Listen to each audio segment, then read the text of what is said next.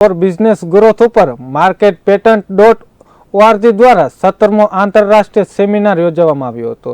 marketpatent.org જે બૌદ્ધિક સંપદા અધિકારીઓ અને તેના ઘટકો જેવા કે ટ્રેડમાર્ક, પેટન્ટ્સ, કોપીરાઇટ્સ, ડિઝાઇન વગેરેની જાગૃતિ ફેલાવવા માટે કાર્ય કરે છે।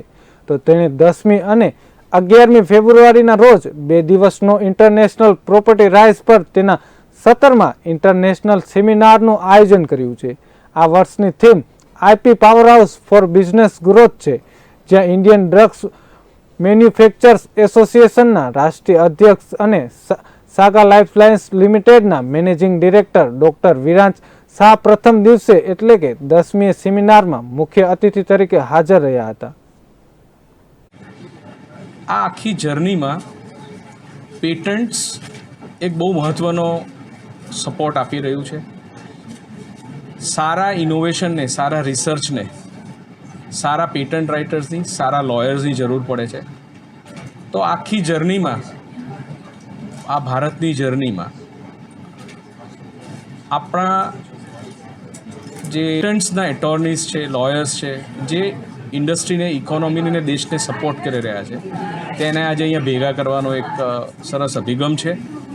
અને આ અભિગમને ભારતની ઇકોનોમીને, ભારતના સામાન્ય નાગરિકને, ઇન્ડિયન ફાર્માસ્યુટિકલ ઇન્ડસ્ટ્રીને બધાને ઇનોવેશન પર ફોકસ કરી અને ગ્રો કરવા માટે એક સારો સપોર્ટ મળશે।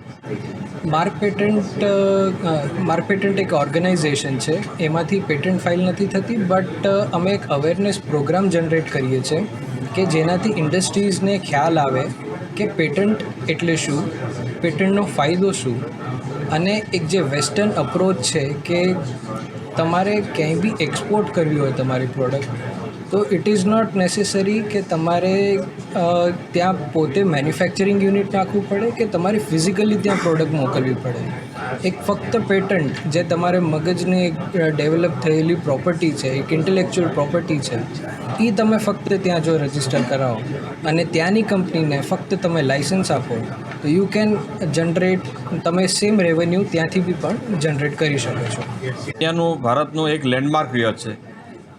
આટલા વર્ષો પછી પહેલીવાર આપણે ભારત દેશમાં 2023ના વર્ષમાં જે છેલ્લા કેટલા વર્ષોથી લગભગ દર વર્ષે 45, 50, 55 હજારની આજુબાજુ આંકડો ચાલતો હતો, આપણે પહેલીવાર ઓલમોસ્ટ 1 લાખ પેટન્ટની નજીક જઈ રહ્યા છે। એટલે આપણા માટે બહુ મોટી સિદ્ધિ છે।